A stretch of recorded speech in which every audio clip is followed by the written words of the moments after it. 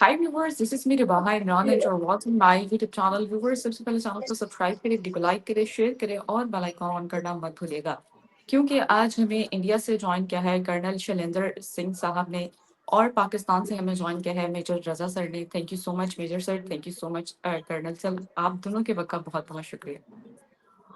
जय हिंद, नमस्कार रिबाहा साहिबा, बहुत बहुत धन्यवाद कि आप अपने प्रोग्राम में हमें इंक्लूड करती हैं। एक अच्छा डिस्कशन करवाने की हमारी कोशिश होती है और अच्छा बुरा तो खैर बात की बात है, बट ज्यादा अच्छी बात यह है कि हम कुछ उन टॉपिक्स को इवेलुएट कर पाते हैं जिसके ऊपर शायद आवाम के बीच में कंफ्यूजन हो। बिल्कुल, thank you so much sir once again. और मेजर सर, आपका भी शुक्रिया। जी बहुत शुक्रिया। और रिबाहा, नेक्स्ट टाइम जब भी आप प्रोग्राम करें तो फौज में ना रैंक बड़ा इंपॉर्टेंट है, तो जब कर्नल साहब हों तो फिर पहले कर्नल साहब को शुक्रिया अदा करें और उसके बाद फिर मेजर को शुक्रिया अदा करें। Anyways, on a lighter note, फौजी बात। सही हो गया सर। आज जिस टॉपिक पे बात करेंगे वो हम डिफेंस से रिलेटेड ही बात करने जा रहे हैं। अभी हमने रिसेंट देखा कि इंडिया की जानब से एक न्यूज़ सामने आती है और उसमें ये है कि इंडिया जो है वो इक्विपमेंट्स बाय कर रहे हैं 5.5 बिलियन डॉलर्स की। इस पे बात करेंगे और उसके साथ साथ पाकिस्तान और इंडिया के बजट के हवाले से बात करेंगे। और अगर हम बात करें वॉर के हवाले से, तो प्रीवियस जितने भी एक्सपीरियंसेस हमारे रहे हैं इंडिया पाकिस्तान की, चाहे वॉर हो या ईरान और अमेरिका या इसराइल की वॉर हो, तो किसी को कुछ भी हासिल नहीं हो सका। और उसके बाद हम देखते हैं कि ये इक्विपमेंट्स खरीदने का क्या मैसेज वर्ल्ड को जा रहा है, और हम भी खरीदते हैं, हम भी अपने डिफेंस को बजट को इंक्रीज करते हैं हर साल। इस साल जो पाकिस्तान का डिफेंस बजट है वो 3 ट्रिलियन पाकिस्तानी रुपी है, जो कि पिछले साल से 17.6% इंक्रीज किया। जबकि हम इंडिया की बात करें तो इंडिया का डिफेंस बजट जो है वो लगभग जो है वो 7.8 समथिंग ट्रिलियन INR के करीब है। और जो पिछले साल से अब तक हम देख रहे हैं कि उसमें जो इंक्रीज हुआ है बजट में 15% का इंक्रीज हमें देखने को मिला है। तो ये सारी चीजें आज हम डिस्कस करेंगे और इसके साथ साथ एक और टॉपिक भी डिस्कस करेंगे। ख्वाजा आसिफ साहब की कुछ स्टेटमेंट्स थी इंडिया को लेकर। इंडिया ने भी जो है ख्वाजा आसिफ साहब हमारे डिफेंस मिनिस्टर, उनके हवाले से कुछ स्टेटमेंट्स पास किए हैं, इस पे भी बात करेंगे। दोनों तरफ हमेशा से टारगेट देखने को मिला है। तो आगाज आज हम जो है कर्नल सर की जानिब से करेंगे। सर, क्या कहना चाहेंगे आपके डिफेंस बजट के हवाले से, उसके साथ साथ जो इक्विपमेंट्स या ये जो हम देखते हैं कि ये डिफेंस में और इजाफा हो जाए बजट में, और ये इक्विपमेंट्स क्यों इतने ज्यादा खरीदे जा रहे हैं, हम वर्ल्ड को क्या मैसेज देना चाह रहे हैं? अगर मुझे आपके सवाल का एक सीधा स्ट्रेट फॉरवर्ड आंसर देना हो, that is the need of the hour. We need it, very simple, there is nothing else. Otherwise कोई भी कंट्री एक्चुअली देखा जाए अपने हथियारों पर क्यों खर्चा करना चाहिए? सिर्फ ये वजह यही है कि इस समय हम देख रहे हैं पूरी दुनिया में कि you have to keep improving on your technology. अगर आप अपनी टेक्नोलॉजी बढ़ाएंगे तो ऑब्वियस बात है टेक्नोलॉजी जो है वो महंगी आती है। आपके चेंजिंग टाइम्स में जो कन्वेंशनल वेपन सिस्टम्स हैं, जो कन्वेंशनल मेथड्स हैं, वो इनएडिक्वेट हो गए हैं। सीधा आंसर है मेरा कि जरूरत पड़ी है इसलिए कर रहे हैं। सर, जरूरत तो चले करती है, लेकिन इंडिया हमेशा यही बात करता है कि हम मतलब हम वॉर नहीं चाहते हैं, लेकिन फिर भी डिफेंस में टेक्नोलॉजी को लेकर आना, एक तरफ से तो चलें ठीक है, आपके इंक्रीज हो रहा है, टेक्नोलॉजी आ रही है आपके डिफेंस में, लेकिन ऑन दी अदर हैंड ये एक थ्रेट, पूरे वर्ल्ड के लिए थ्रेट वॉर है। और फिर दूसरी तरफ न्यूक्लियर के हवाले से भी बात की जाती है। और तो सर, क्या कहेंगे, दोनों तरफा बातें हैं और फिर भी अगर डिस्कस। सीधे सीधे अगर मैं आपका अगेन बड़ा सिंपल सा आंसर करूंगा, I don't want to complicate anything, मैं आपसे बड़े सीधे सवाल के सीधे आंसर दे रहा हूँ। हम अगर हमारी इंटेंशन लड़ाई की होती है, जैसा आपने न्यूक्लियर कहा है, तो वी वुड हैव हैड कि हमारा जो न्यूक्लियर प्रोग्राम है ऑन फर्स्ट यूज होना चाहिए। नो फर्स्ट यूज का जो पॉलिसी है, जो डिक्लेयर्ड पॉलिसी है, दुनिया में मेरे ख्याल सबसे पीसफुल मानी जानी चाहिए, क्योंकि out of the 7 countries I think India is the only one who has a no first use. इससे बड़ी और पीस क्या ला सकता हूं मैं? क्या आपके लिए मैं ऑफर कर सकता हूं कि Indian nuclear programme has got no first use policy, it is a second strike. So that means it is only available, जिसकी वजह से कह सकते हैं कि कोई हमारे ऊपर वो फर्स्ट स्ट्राइक ना करे, क्योंकि हमारे पास एक सेकंड स्ट्राइक करने की काबिलियत है, जिसको मैं अगर टेक्निकल शब्दों में कहूँ, the weapon is of deterrence. Same goes for the weapon systems, कि अगर मेरे पास एयर डिफेंस सिस्टम है, मेरे पास ड्रोन्स है, मेरे पास मिसाइल्स है, मेरे पास एयरक्राफ्ट है, मेरे पास एक ऑर्गेनाइज्ड आर्मी, नेवी, एयरफोर्स है, it has never been seen, कभी दिखा भी नहीं है कि हमारी कहीं कोई ऐसी पॉलिसी रही हो या किसी तरह का प्रदर्शन रहा हो कि we are into land grab. We are not. हमारे पास किसी के साथ भी हमारे लैंड डिस्प्यूट हो सकते हैं, बाउंड्री डिस्प्यूट हो सकते हैं, but we have no intention कि हम बीजिंग के ऊपर कब्जा कर लें, कि लासा के ऊपर कब्जा कर लें, कि इस्लामाबाद के ऊपर कब्जा कर लें। We don't have that policy. Simple. Major साहब आपकी जाने पड़ती हूँ सर। इंडिया ने जो इक्विपमेंट्स खरीदे हैं पाकिस्तान भी खरीदता है यकीनन, और सर क्या कहेंगे पिछली वॉर्स हम यानी कि जितने आर्टिकल्स देखते हैं, जितने थिंक टैंकर्स हैं, वो ये कहते हैं हमने स्टार्ट की थी, और जैसे कर्नल सर ने कहा कि हम लोग स्टार्ट नहीं करते हैं। तो सर इस पर आप क्या कहना चाहेंगे कि वॉर से तो फायदा किसी को भी नहीं, वॉर स्टार्ट करना या ना करना, तो इस पर आप क्या अपना ओपिनियन रखते हैं क्या? और ये क्या इंडिया का जो ये स्टेप है 5.5 बिलियन डॉलर्स की इन्वेस्टमेंट, तो ये क्या ठीक लग रहा है आपको? अच्छा रिबा, ये जो है ना, जो नंबर्स डिफेंस बजट्स के होते हैं, इनको ना जरा गहरा देखना पड़ता है। मिसाल आपने कहा कि जी पाकिस्तान का बजट जो है वो 17% इंक्रीज कर गया, जो डिफेंस बजट है। लेकिन दूसरी तरफ ये भी याद रखिए कि पाकिस्तान का जो रुपया है वो भी बहुत ज्यादा डी वैल्यू कर गया। तो अगर डॉलर्स में आप पैसे निकालें तो पाकिस्तान का डिफेंस बजट कम हुआ है, ज्यादा नहीं। तो दूसरी तरफ ये भी बड़ा इंपॉर्टेंट है कि किस कंट्री का कितना साइज है, और उस साइज में से उसकी कितनी इकोनॉमी है, उस इकोनॉमी में से वो कितने पैसे उसके ऊपर खर्च करता है। तो इस टाइम तक दुनिया में जो सबसे ज्यादा पैसे खर्च करता है डिफेंस के ऊपर, वो तो है अमेरिका। और अमेरिका के बाद सिर्फ फर्क ये आया है कि जो इंडिया की डिफेंस स्पेंडिंग है वो पिछले 10 सालों में काफी ज्यादा बढ़ी है। अब इंडिया मेरे ख्याल में दुनिया में 5वें नंबर पे है डिफेंस बजट की स्पेंडिंग के हवाले से। लेकिन साथ ये भी देखिए कि ग्लोबली डिफेंस स्पेंडिंग यूरोप ने 1990 से छोड़ दी थी, कोई डिफेंस स्पेंडिंग नहीं किया करते थे, बल्कि सेकेंड वर्ल्ड वॉर के बाद ही नहीं करते थे। अब उन्होंने भी बेतहाशा डिफेंस स्पेंडिंग शुरू कर दी है। उनका मुद्दा यह है कि जी रूस आ रहा है, रूस से जंग की तैयारी करनी है। इंडिया, पाकिस्तान, चाइना और ये जो हमारा रीजन है, इसके केस में जिस तरह करण साहब कह रहे थे कि जी इंडिया की नो फर्स्ट यूज पॉलिसी है, ये दुरुस्त है कि चाइना और इंडिया दो कंट्रीज हैं कि जिनकी न्यूक्लियर में नो फर्स्ट यूज पॉलिसी है। लेकिन उसमें भी एक्सेप्शंस, एक डोर जरूर होता है, और वो डोर है कि अगर कोई केमिकल अटैक हो गया, कोई बायोलॉजिकल अटैक हो गया, तो उसमें फिर वो नो फर्स्ट यूज पॉलिसी जो है वो अबेंडन की जा सकती है। रशिया ने कुछ अर्सा नो फर्स्ट यूज पॉलिसी रखी थी, लेकिन फिर रशिया ने भी उसको अबेंडन कर दिया।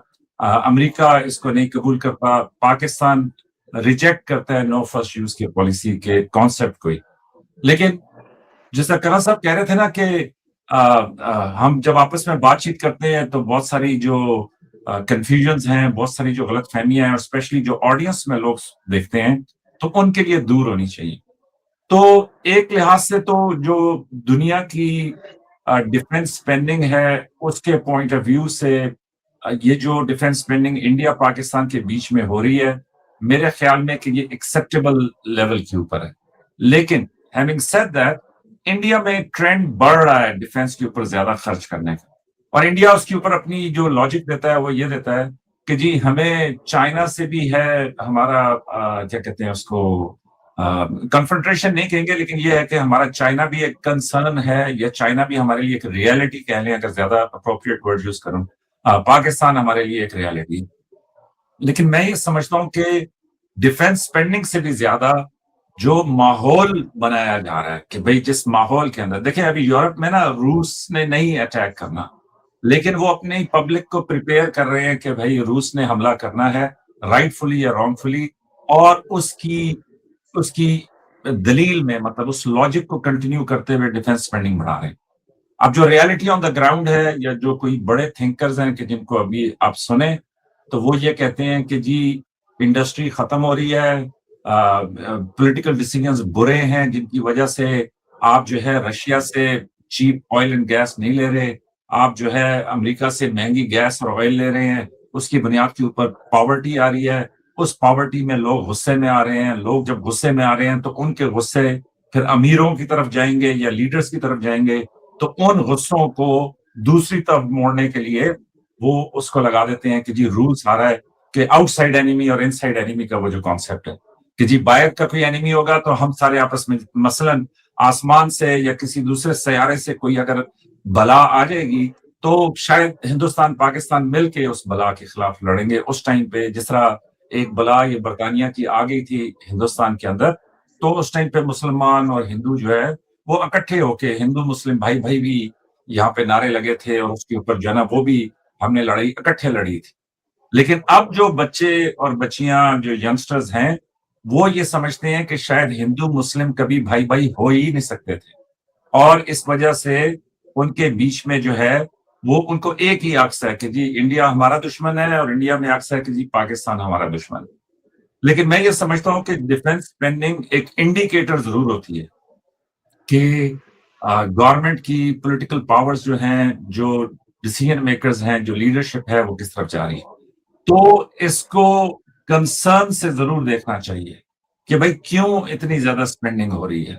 मतलब पाकिस्तान की तरफ से जो खतरा था या जो भी चीज थी वो बढ़ा तो नहीं है, अगर मैं ये नहीं कहता कि कम भी नहीं हुआ, लेकिन एक ही जगह पे मतलब वहां पे ही कायम है। मतलब अगर वेरिएशन भी आई है तो वो इनसिग्निफिकेंट है। चाइना की तरफ से भी मेरा ख्याल में इनसिग्निफिकेंट है, तो वेरिएशन नहीं है कम से कम मिलिट्री थ्रेट की कि भाई कोई डायरेक्ट असॉल्ट नहीं है।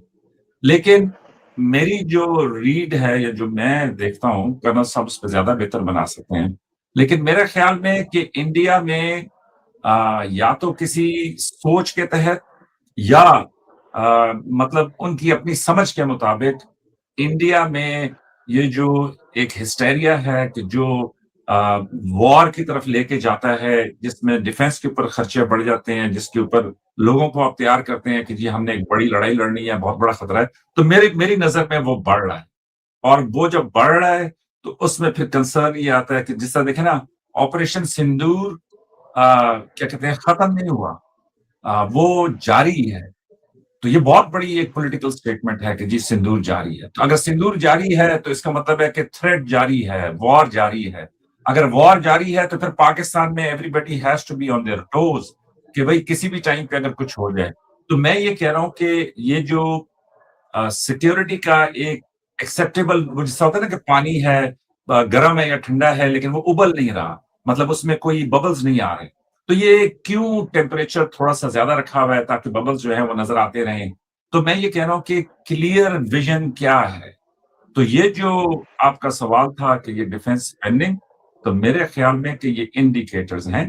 पाकिस्तान को भी डिफेंस स्पेंडिंग जो है वो बहुत सारी दूसरी चीजों से पैसा निकाल के अपनी फौज के ऊपर करना पड़ता है।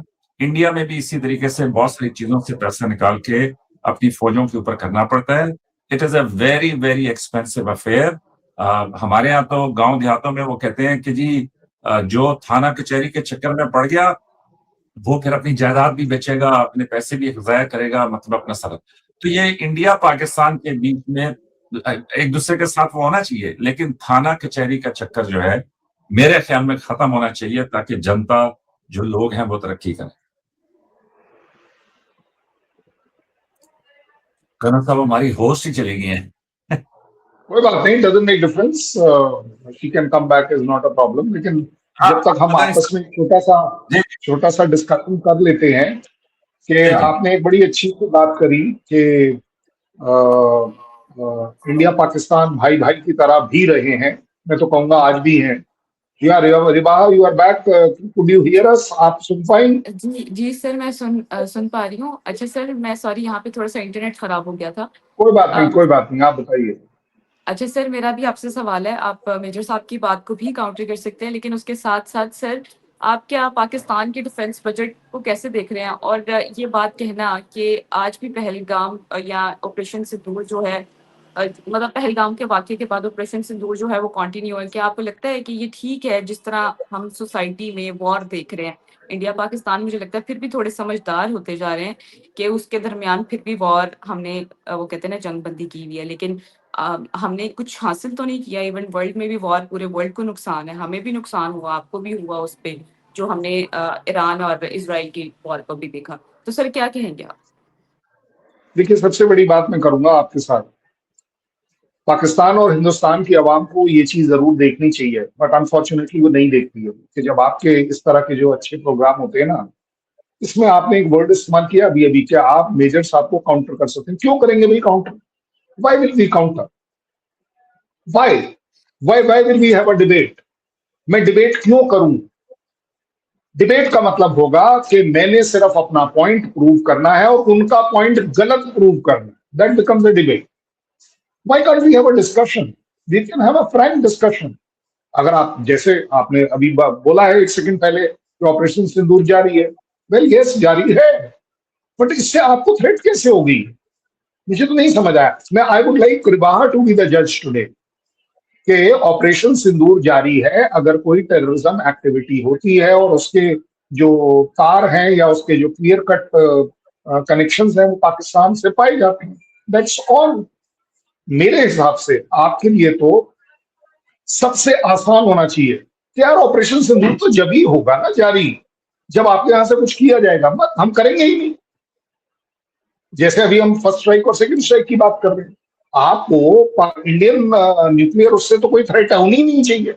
अगर आपका सो कॉल्ड एक रिस्पॉन्सिबल स्टैंड हो पाकिस्तान का कि भाई हम फर्स्ट स्ट्राइक इंडिया के ऊपर करेंगे ही नहीं, बात खत्म हो गई। I'm being very honest with you. I want you to be the judge. The problem is कि आप, मतलब आप अपने ऊपर मत लीजिएगा। जब हम मीडिया में एक वो ना मिर्च मसाले वाली चीजें करते हैं, मैं तुझे मार दूंगा, मैं तुझे मार दूंगा, तू मुझे मार देगा, पता नहीं कौन किसको मारेगा, ये क्या करेगा। सो वहां से निकलकर बात आ जाती है कि कहीं ना कहीं ये चीजें बढ़ जाती हैं।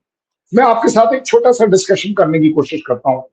रजा ने बड़ा अच्छी बात करी कि भाई भाई, why not? We were भाई भाई, there is a doubt. मतलब ठीक है, आपके यहाँ कोई कुछ ज्यादा भी बोल ले, मेरे यहाँ कुछ कम बोल ले, ज्यादा बोल ले, doesn't make difference. भाई, it is only after 47 that suddenly we have started declaring कि वो मेरा दुश्मन है या नहीं है. And I don't think कि मेरे यहाँ से कभी किसी चीफ ने या किसी डिफेंस मिनिस्टर ने या किसी प्राइम मिनिस्टर ने ये कहा हो कि पाकिस्तान मेरा दुश्मन है, पाकिस्तान का मुसलमान मेरा दुश्मन है। अब मैंने तो सुना नहीं। Maybe as a gunner I am hard of hearing, but मेरे तक ये आवाज कान तक पहुंची नहीं। हमारे यहां से बार बार आवाज उठती है यस कि पाकिस्तान की टेररिज्म हमारी दुश्मन है, बार बार एक चीज। और मैं तो आपके शो पर आज फिर से बोल सकता हूं, टेररिज्म की डेफिनेशन हम तीनों के बीच में अगर सेम हो जाए, प्रॉब्लम ही खत्म हो जाएगी। इट कैनॉट बी ना। जैसे हमारे जयशंकर साहब ने एक वर्ल्ड फोरम में बड़ा अच्छी सी बात करी, और वो भी उन लीडर्स के सामने, कि the terrorism of Europe is the problem of the world, and terrorism of the world has got nothing to do with Europe because it is their own affair. ये तो वही बात है ना कि यूएस को अगर टेररिज्म दिखती है या थ्रेट दिखती है ईरान की, तो it becomes a world affair. I find no reason. मैं तो कहता हूँ एक्चुअली अगर देखा जाए, defence spending should be the last priority for all the countries, लेकिन ऐसा एक्चुअली ऑन ग्राउंड नहीं हो सकता। क्यों? क्योंकि जब हम डिप्लोमेसी करते हैं, जैसे यूएस के आगे कितनी कंट्रीज हैं जो नतमस्तक हैं, सब सिर झुका के बात करते हैं उनके साथ। क्यों? Because they are a world power. How are they a world power? They are a world power because of economy, because of the might of the army. उनके पास एक वो आर्मी है जो कहीं पर भी, एक गलत शब्दों में कहें, कहीं पर भी एक दबदबा बना सकती है। ऐसा नहीं है कि चाइना के पास कोई कम एयरक्राफ्ट कैरियर है, they have more aircraft carrier, but US project इतनी तेजी से करती है कि छींक आ जाए तो भी वो अपना एयरक्राफ्ट कैरियर निकाल के खड़ा कर लेती है। they have otherwise what do they have? Economy and army. इसके अलावा उनके पास और क्या है दुनिया को देने के लिए, आप अगर मोटे तौर पर देखें। इसलिए मेरे ख्याल पूरी दुनिया इस चीज को रियलाइज करती है कि if you want to be in a position of strength, that strength will come to you only from two places, एक होगी आपकी इकोनॉमी और एक होगी आपकी डिफेंस फोर्सेस। अब आती है बात, एक जो रियलिस्टिक बात हम कर रहे थे कि कौन अपने पास से कितना पैसा खर्च करता है या नहीं करता है। आप ढूंढ लीजिए, आप अपने जीडीपी का कितना पैसा खर्च करते हैं। मैं आपको बता देता हूं, मैं 2% करता हूं। 2% is Indian army budget, defence forces budget of the complete GDP, जो कि दुनिया की वन ऑफ द लोएस्ट में मानी जाती है। One of the, it is not the lowest but it is one of the lowest. हमारी जरूरत जो प्रोजेक्ट करी जाती है, वैसे कीपिंग इन माइंड के हमारे जो सो कॉल्ड थ्रेट परसेप्शंस है वगैरह वगैरह, उसके हिसाब से ऐसा माना जाता है कि हमें कम से कम 5 से 7% होनी चाहिए ऑफ द जीडीपी। मुझे क्यों? क्योंकि मेरे पास नंबर ऑफ एनिमी ज्यादा है। मैं बिल्कुल शायद एग्री कर जाऊं कि पाकिस्तान में not be my only threat और दी मेन थ्रेट। पाकिस्तान हमारी मेन थ्रेट नहीं है, मैं आपको बता रहा हूँ। हमें कभी, वी आर नेवर इनसिक्योर कि पाकिस्तान एक फुल फ्लेजेड अपनी स्ट्राइक कोर को, 2 स्ट्राइक कोर को मूव कर देगा और घुसाएगा ना। हमारे परसेप्शन में ये नहीं है। हमारे परसेप्शन में पाकिस्तान अगर मेरी एनिमी कंट्री के तौर पर देखना है तो that is for terrorism, nothing else. We are not much worried about it. लेकिन वो टेररिज्म एक वॉर में बन सकती है या नहीं, वो एक अलग बात है। ऑपरेशन सिंदूर, अगर आपको लग रहा हो, आवाम को लग रहा हो कि it was a war, it was not a war. ना आपने वॉर डिक्लेयर करी थी, ना मैंने डिक्लेयर करी। हमारे तो रजा वुड नो इट कि जब मोबिलाइजेशन एम डिक्लेयर होता है तभी जाकर आपकी वॉर डिक्लेयर होती है कंट्री के तौर पर, तभी आपके जो मूवमेंट हैं वो कवर किए जाते हैं as far as Indian army. Otherwise आप मूव कर जाइए, लेकिन आपको उसकी कोई पोस्टिंग ग्रांट बोलते हैं या सेपरेटेड फैमिली एकोमोडेशन अपनी फैमिलीज को जो मिलनी होती है, वो सब नहीं मिलती। So it was not a war. ये गलत फहमी है सबके दिमाग में कि वॉर वॉर वॉर। हमारे यहाँ पर भी बोला गया कि war with, what was the war? That means नई जनरेशन को यही नहीं पता कि वॉर होती क्या है। पता है क्यों? क्योंकि मीडिया, सोशल मीडिया इसको प्रोजेक्ट करने में वॉर के तौर पर आसान पाता है, व्यूअरशिप पाता है। Last but not the least, आपने एक बात करी कि भाई भाई की, जो मैं उनके साथ कर रहा था। वेल, भाई भाई क्यों नहीं हो सकते हम भाई? We may have differences. आपके मेरे बीच में छुपाई था, क्या डिफरेंस है? अरे भाई जी, क्या डिफरेंस है? आपको मेरा चेहरा पसंद नहीं आता, मुझे आपका चेहरा नहीं पसंद आता, यही डिफरेंस है, और कोई डिफरेंस नहीं है। आप बता दीजिए, आपके और मेरे बीच में अगर कोई डिफरेंस है तो वो जेएन के रिलेटेड डिफरेंस है, इसके अलावा कहीं कोई डिस्प्यूट है ही नहीं। ना मैंने कभी आपके बलूचिस्तान पर क्लेम किया, ना मैंने आपके सिंध पर क्लेम किया, ना मैंने आपके टीटी पर क्लेम किया, ना मैंने कहीं खैबर पख्तूनख्वा में भी कभी कोई क्लेम नहीं किया। आपने भी बोलने को, चलिए ठीक है बोल लेंगे, सिवाय जेएन के आपने मेरे यहाँ क्या क्लेम किया? सो दैट मीन्स हमारा डिस्प्यूट बड़ा नैरो है। चाइना के साथ तो मेरा आपसे ज्यादा बड़ा डिस्प्यूट है। I have too many territories जो उनके और मेरे बीच में डिस्प्यूटेड है। मैं शायद रजा से एग्री नहीं करूंगा, हमारा उनके साथ बिल्कुल कन्फ्रंटेशन है, बट वो कन्फ्रंटेशन को हम कवर अप कर दें, हम उसको ओवरकम कर दें। और कैसे करा है कि हम उनके साथ ट्रेड में उस लेवल पर जाकर पहुंच गए हैं जहां से विड्रॉ होना बड़ा मुश्किल है। लड़ाई करना मुश्किल है, लेकिन लड़ाई से हटना भी मुश्किल है। इसलिए आप पाते हैं कि ठीक है, स्कर्मिश हो जाता है। क्या मतलब, इवन अगर गलवान की बात करें, मेरे ख्याल एग्जाम्पलरी होगा दुनिया में। लॉसेस और प्रॉफिट्स की बात नहीं करेंगे, लेकिन एग्जाम्पलरी होगा कि दो सेनाएं सो कॉल्ड एक लोकल लेवल पर एक दूसरे से झगड़ा कर बैठी और हर एक की गन जो थी वो पीछे लटक रही थी, लेकिन उसने निकाल कर सामने एक राउंड फायर नहीं किया। मैं सिर्फ अपने लिए क्रेडिट नहीं दे रहा, मैं चाइना के लिए भी ले रहा कि नहीं, we will not fire at each other, we kept fighting, we kept धक्का देना, वो डंडा पकड़ लेना, ये कर ले, लेकिन किसी ने फायर नहीं किया। क्यों? क्योंकि उनको भी पता है और मुझे भी पता है कि मेरा और उनका ट्रेड एंगेजमेंट इतना कॉम्प्लेक्स है कि मैं उससे निकलना भी चाहूं तो निकलना मेरे लिए मुश्किल है, उसके लिए भी उतना ही मुश्किल है, because I am a market to them. मुझे लगता है कि अगर हिंदुस्तान पाकिस्तान के बीच में इस ट्रेड जैसे वर्ल्ड को आप ले आए, टेररिज्म जैसे वर्ल्ड को पीछे कर दें, क्योंकि मुशर्रफ साहब ने एक बड़ा अच्छा आइडिया दिया था जब वो आए थे दिल्ली और आगरा, और वो डिक्लेयर करने वाले थे कि चलिए जी एक काम करते हैं कि जो कंप्लीट बॉर्डर है, जो आईबी है, एलएसी है, जो भी है, वो सारी की सारी इंटरनेशनल बॉर्डर बना, डिस्प्यूट को खत्म करो। बहुत ज्यादा हम लोगों ने अपने आप को तकलीफ में डाला हुआ है कि पैसा हमारे पास है नहीं, फिर भी हम खर्चा करे जा रहे हैं, बढ़ाई जा रहे हैं। But at the same time मेरे केस में मैं थोड़ा आपसे हट करूं, आपके एनिमीज कम है, मेरे एनिमीज ज्यादा है। और अगर आपने ऑपरेशन सिंदूर बोला है तो लेटेस्ट मुझे निकल कर ये आया कि I don't have to fight Pakistan, along with Pakistan I will have to fight China also, I will have to fight Turkey also, I will have to fight some part of terrorism also. मेरी जरूरतें बढ़ी हुई, मेरे यहाँ थोड़ी complexity है। मेरी country का जितने भी मैंने एटलीस्ट जो थिंक टैंक डिस्कशन देखे हैं, आर्मी से देखी है, उसमें we are never ever looking at there will be a war only between India and Pakistan, ऐसा मेरा सोच है।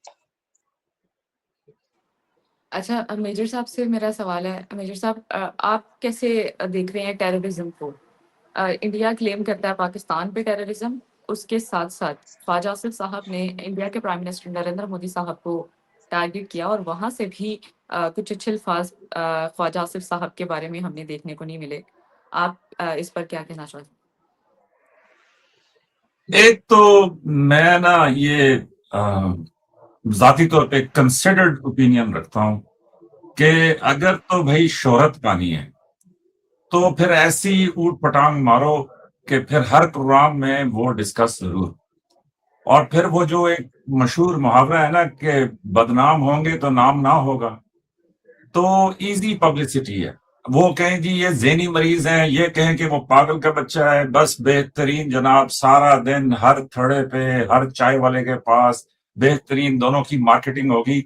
मेरे ख्याल में अगर किसी दिन ये डीप नॉलेज ज्यादा बढ़ा तो रिबाहा ये भी मुमकिन है आपको पता चले कि शायद उन्होंने उसको मैसेज किया है कि यार तू ये कह, और इसने उसको मैसेज किया कि तू ये कह, तो हम दोनों जो है ना बहुत ऊपर चले जाएंगे। ये भी मैं इसको करता हूँ, क्योंकि देखें अभी जिस तरह का अभी यहाँ पे मैं कहूँ ना करन साहब को कि सर मैं तो चढ़ाई कर दूंगा और आपका जनाब मैं, और ये मुझे तो बड़ा जबरदस्त आपका शो होगा और लोग जो है ना उसको बड़ा वो करेंगे। लेकिन जहां पे लोग बातचीत करें, जहां पे लोग डिस्कशन करें, जहां पे इंटेलेक्ट इतना बुलंद हो कि अगला जो है वो ये कहे कि जी आपकी चॉइस ऑफ वर्ड भी ठीक होनी चाहिए, आप क्यों काउंटर का लफ्ज इस्तेमाल करती हैं, उनके नजदीक काउंटर एक बहुत स्ट्रॉन्ग वर्ड है, और उनकी चॉइस ऑफ वर्ड्स ये हो कि जी हम आपस में डिस्कशन या बहस क्यों नहीं कर सकते, एक दूसरे से सीख क्यों नहीं सकते, मैं आपको हरा के मुझे क्या मिलेगा।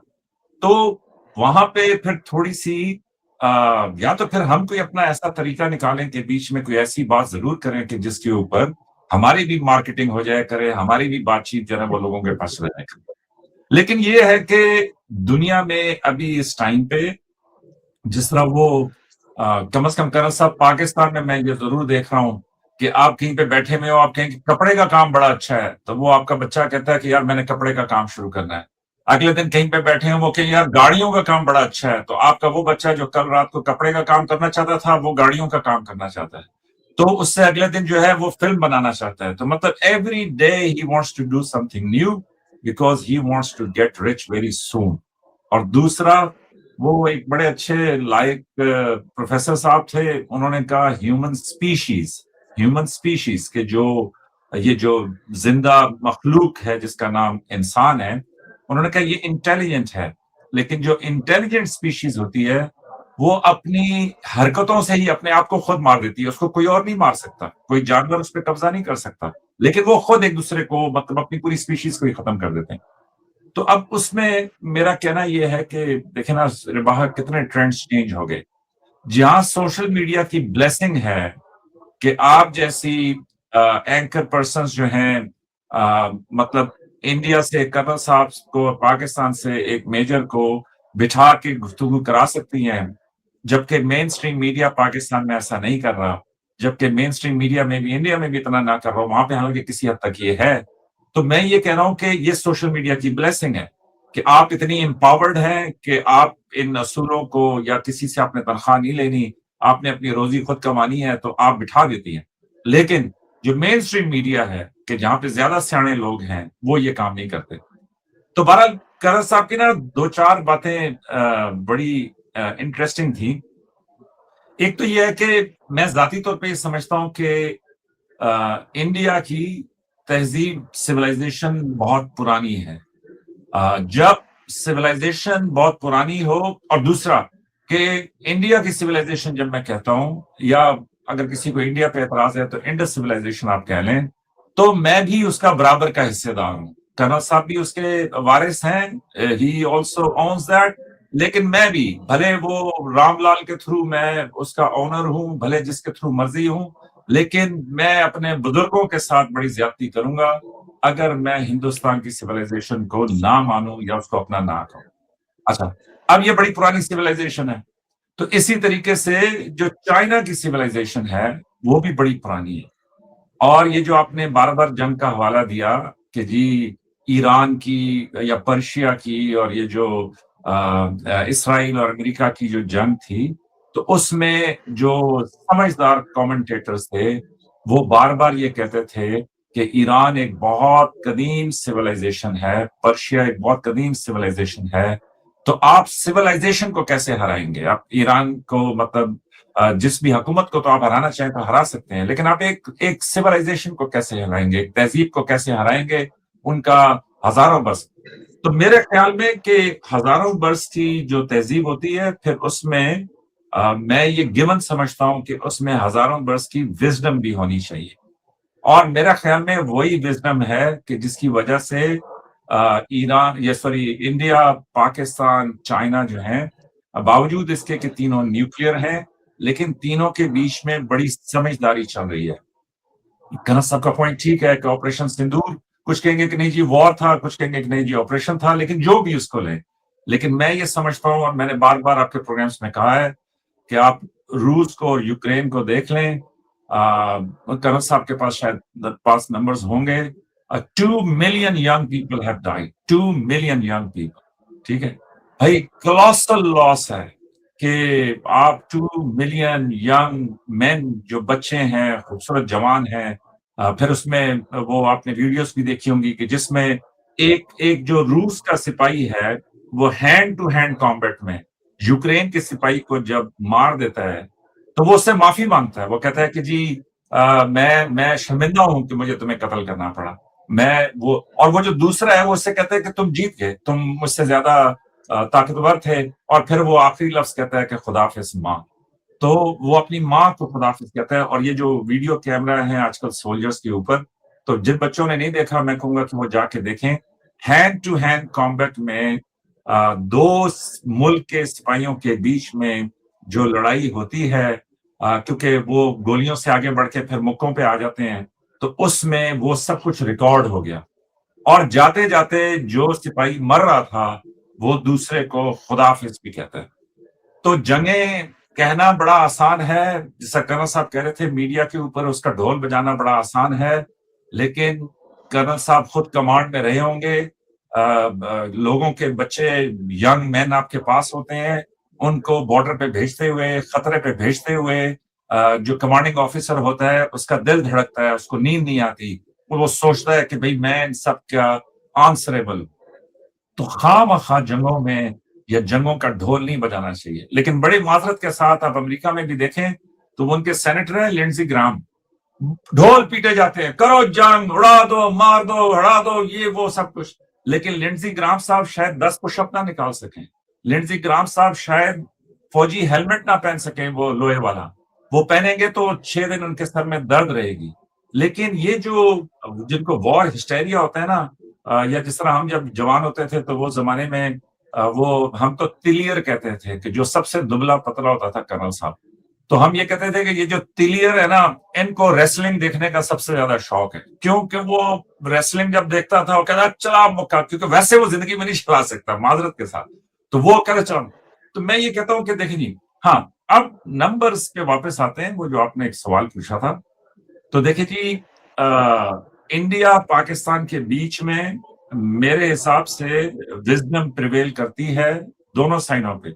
और कर्नल साहब मैं तो बार बार एक बात बड़ी जोर देके कहता हूं कि सिर्फ इंडिया और पाकिस्तान के बीच में यह सहूलत है कि मैं कर्नल साहब की बातचीत को 100% विद हिज एक्सेंट समझता हूं, कि उनके लहजे के साथ कि कर्नल साहब का लहजा कैसा है ये बात करते हुए। और कर्नल साहब मेरी बात को विद माय एक्सेंट समझते हैं। ये सहूलत इंडिया और बांग्लादेश के बीच में नहीं है। ये सहूलत इंडिया को किसी और मुल्क और पाकिस्तान को भी किसी और मुल्क के साथ हासिल नहीं। और कर्नल साहब मैं ये कह रहा था कि एक सिक्योरिटी कॉन्फ्रेंस हुई सिंगापुर में, उसमें तमाम देशों के जो डिफेंस मिनिस्टर्स थे वो आए हुए थे, जनरल्स आए हुए थे, और मैंने कहा कि जी जो 2 डिफेंस मिनिस्टर और 2 जो जनरल्स आपस में खुल के गपशप लगा सकते थे कैफेटेरिया में लंच ब्रेक के दौरान, सिर्फ उन 2 ने आपस में बातचीत नहीं की, बाकी सब ने आपस में बातचीत। तो देखें हमने यूएन फोर्सेस के अंदर, पीस कीपिंग मिशंस के अंदर इंडियन आर्मी ऑफिसर्स के अंडर कमांड भी काम किया हुआ है, उनके साथ एज कॉलीग्स भी काम किया हुआ है, प्रोफेशनल आर्मी है, वेरी रिस्पेक्टेबल ऑफिसर्स हैं, सही हमारी तरह का उनका भी सारा रस्म रिवाज है। तो मेरे हिसाब से अगर आप वाकई चाहते हैं कि जी आप दुनिया को बेहतर देखें, तो दोनों देशों की जो जनता है उसको चाहिए कि अपनी पॉलिटिकल लीडरशिप को ये मैसेजिंग दें कि भैया अब ये लड़ाइयां बंद करें, अभी ये खामखा के एक दूसरे के ऊपर जो है वो ढोल बजाना बंद करें और let's go to something new. और ये पब्लिक की तरफ से जब सेंटिमेंट, अभी ईरान वॉर क्यों बंद हुई? वो इसलिए कि जी अमेरिकन पब्लिक के अंदर उसकी अप्रूवल बहुत कम थी। तो फिर अमेरिका के सदर ने इसराइल की भी परवाह नहीं की, उन्होंने कहा जहन्नुम में जाओ, ठीक, और उन्होंने अपनी पब्लिक की पल्स को देखते हुए उस तरफ मूव किया। तो मैं ये समझता हूं कि अगर पब्लिक की पल्स ठीक रहे, अगर पब्लिक थोड़ा सा अपना माजी और अपने पास को सबको देखे, तो they will be very fine. बाकी मैं तो कर्नल साहब से बिल्कुल एग्री नहीं करता कि जी 7% ऑफ द डिफेंस जो है ऑफ द जीडीपी जो है वो डिफेंस पे स्पेंड होना चाहिए। बहुत बड़ा नंबर है जी। इंडिया पाकिस्तान का भी बहुत आगे जाने की जरूरत है। हमारे लोगों को बहुत ज्यादा मतलब यहाँ पे पॉवर्टी है, बहुत ज्यादा लोगों को तरक्की करने की जरूरत है। हमारे बगल में चाइना ने बेपनाह तरक्की की है, हमें चाहिए कि उससे सीखें। इंडिया 2% स्पेंड करता है कि जीडीपी का डिफेंस के ऊपर, पाकिस्तान 2.6 से 2.8% करता है, चाइना जो है 1.7% करता है, सऊदिया 7% करता है, तुर्की जो है, टर्की जिसको आप कहते हैं, वो 7% करता है। लेकिन मैं ये कह रहा हूं कि जिन लोगों ने डिफेंस के ऊपर बहुत ज्यादा स्पेंड किया वो कामयाब नहीं हुए।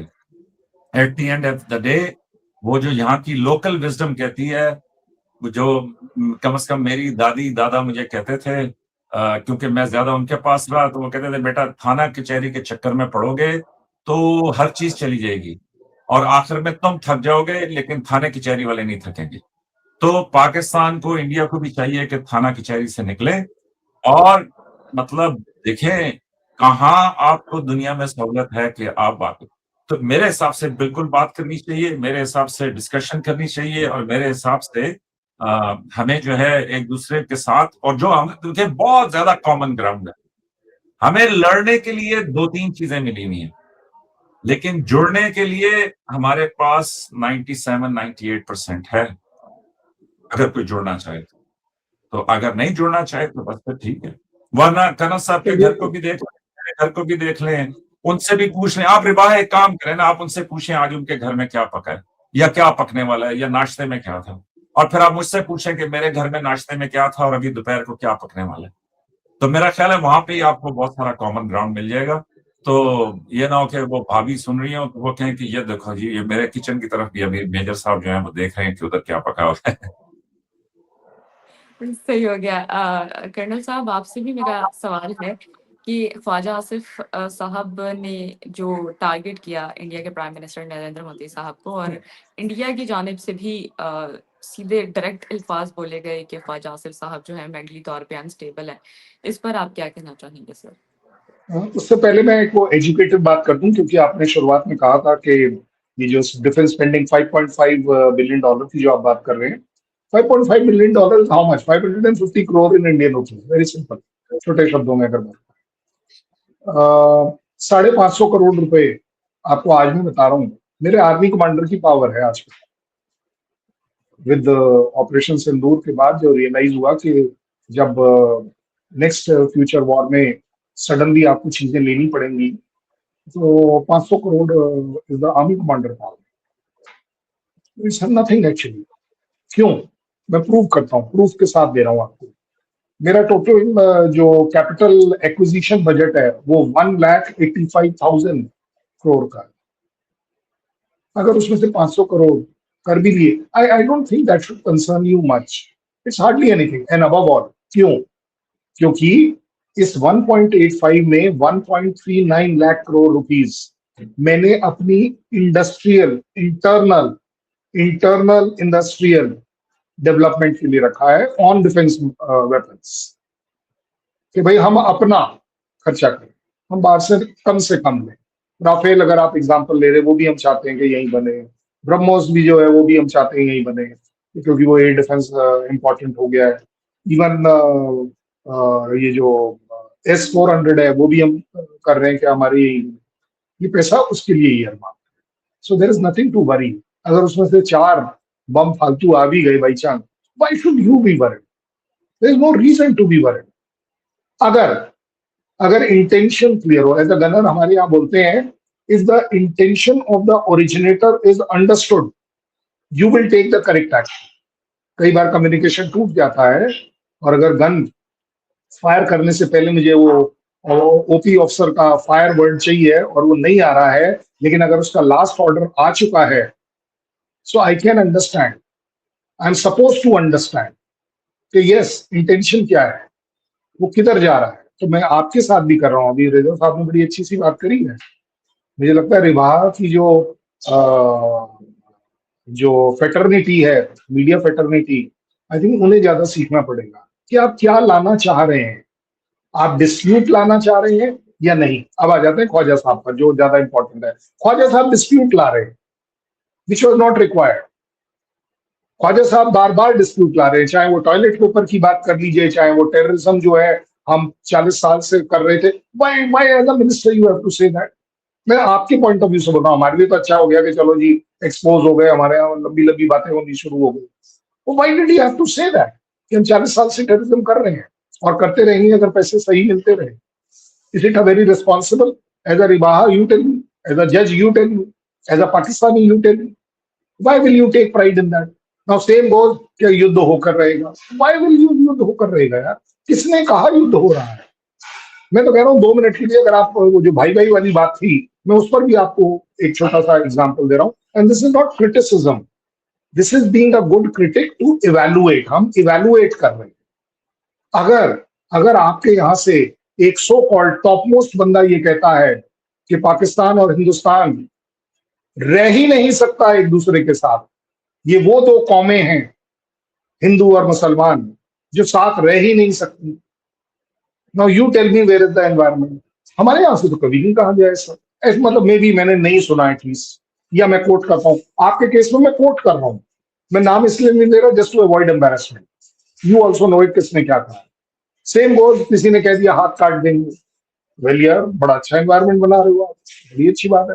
दूसरा बंदा बोलता है कि नहीं जी, इस अगर पानी नदी में नहीं बहा तो इसमें खून बहा देंगे, हम न्यूक्लियर कर देंगे।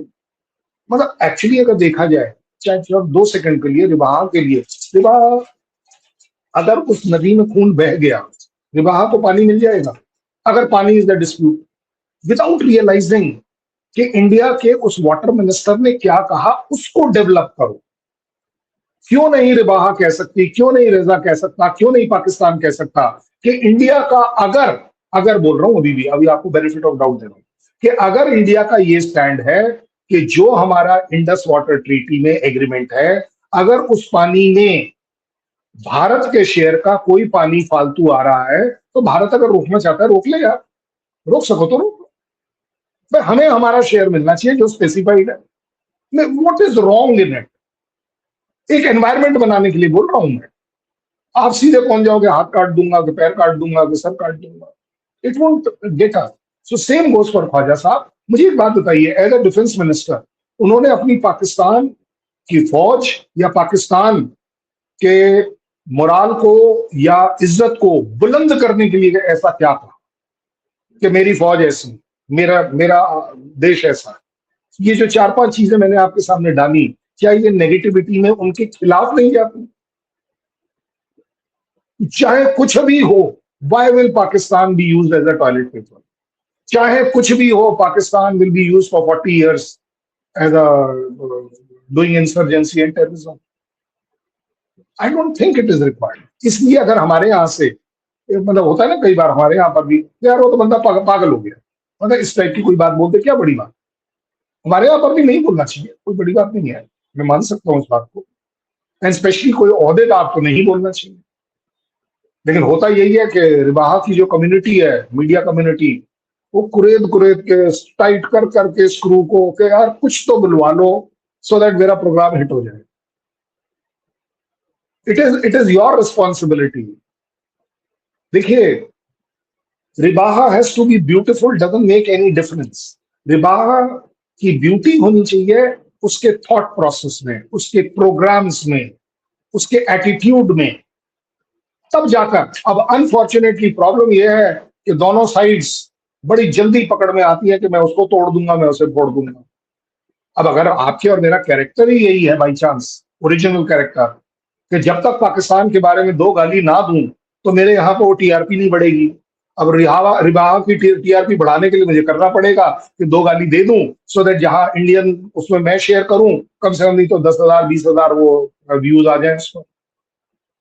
सो I think Rebaha you are doing a fantastic job कि एक मॉडरेट, और मैं तो कहूंगा रिबाहा आप उसमें पार्टिसिपेट करें क्योंकि यू मैटर।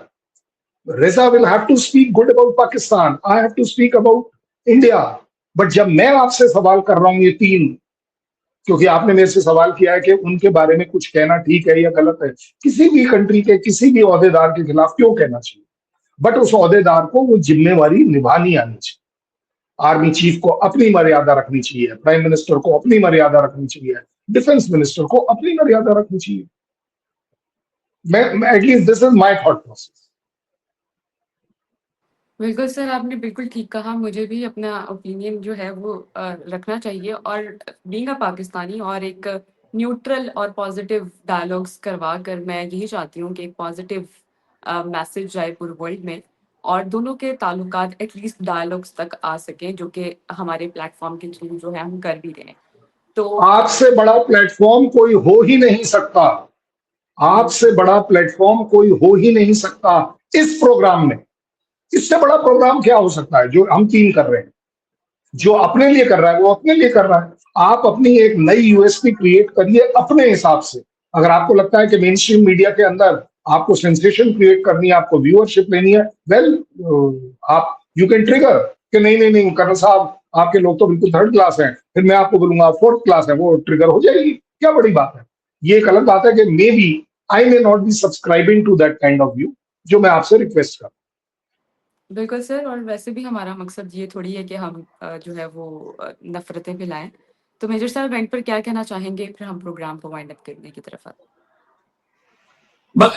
एंड पे ना एक शॉर्ट सा कमेंट दूंगा, और शॉर्ट सा कमेंट ये दूंगा कि मेरी अपनी अंडरस्टैंडिंग में जो साइज में बड़ा होता है, मतलब जिस चीज में भी आप उसको बड़ा कह लें, उसको ज्यादा बड़ा रोल अदा करना पड़ता, और उसकी जो अच्छाई है वो रिकग्नाइज हो या ना हो, उसको वो रोल अदा करना पड़ता है। और उसकी एक सादा सी मिसाल ये दूंगा कि घर में इंडिया पाकिस्तान में सबके घर सेम, तो उसमें रगड़ा जो है वो बड़े भाई को ही लगता है। पहले माँ बाप से लगता है, और उसके बाद उसकी बेगम से लगता है कि वो कहती है कि यार तुमने मुझे तो टाइम दिया ही नहीं, तुम तो बस अपने बहन भाइयों उन सबके चक्कर में पड़े।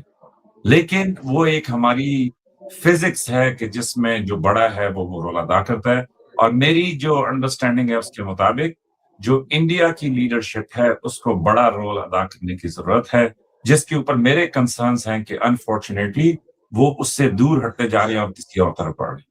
बाकी ये जो स्टेटमेंट की बात है, तो कर्नल साहब बात यह है कि किसी ने किसी को कहा ना कि भाई तुम बड़े अच्छे हो, तो उसने कहा कि मैं अच्छा नहीं हूं, तुम्हें अच्छा दिखता है, तो इसलिए तुम्हें हर बंदा ही जो है ना तुम्हें मैं अच्छा दिख रहा हूं। तो अब कर्नल साहब को चूंकि अच्छा दिखता है तो इसलिए वो उस तरह की चीजें देखते हैं। जो बुरा है वो उनको दिखता ही नहीं। लेकिन मैं ये जरूर कहूंगा कर्नल साहब कि इंडिया की लीडरशिप में मोदी साहब की स्टेटमेंट बलूचिस्तान के बारे में, या मोदी साहब की स्टेटमेंट कि जी जिंदगी के मजे लूटो, चैन की जिंदगी जियो, वरना मेरी गोली तो है ही। तो भाई खामखा आप ये बात कर रहे हैं, क्या आप इससे अचीव करेंगे? या पाकिस्तान को पानी की एक बूंद नहीं देंगे? आपने थोड़ी देर के लिए अपनी जो हिंदू ऑडियंस है उसको तो खुश कर लिया, लेकिन आपने एक इतना बड़ा एक एक वो इम्प्रेशन डाल दिया पाकिस्तान के लोगों में कि एज एफ के जी ये तो पानी रोक के रहेंगे, और अब किसी भी वजह से पानी रुके वो ब्लेम इंडिया को करेंगे। कौन इतनी तफसील में जाएगा कि भाई बारिश नहीं हुई, या ड्राउट थी, या पाकिस्तान को अपना शेयर पूरा मिला, बल्कि इंडिया का भी मिल गया। तो मैं ये कहता हूं कनक साहब कि मेरी अपनी समझ के मुताबिक जो बेसिक विजडम है हमारी, जो बुनियादी हमारी तहजीब है, उसमें बहुत सारी ऐसी चीजें हैं कि शायद मे बी 4-5 गोल्डन प्रिंसिपल्स देने चाहिए लोगों को, और उनको चाहिए कि भाई यार ये रख लो अपने पास, और इसके मुताबिक जो है ना पहले चीजों को देख लो और उसके बाद सोचो कि भाई क्या सही है क्या गलत है। एनीवेज, बड़ा कम सा मजा आया। Thank you very much for क्या कहते हैं उसको, हमारी बातचीत सुनने के लिए। तो जी बहुत शुक्रिया अरमान।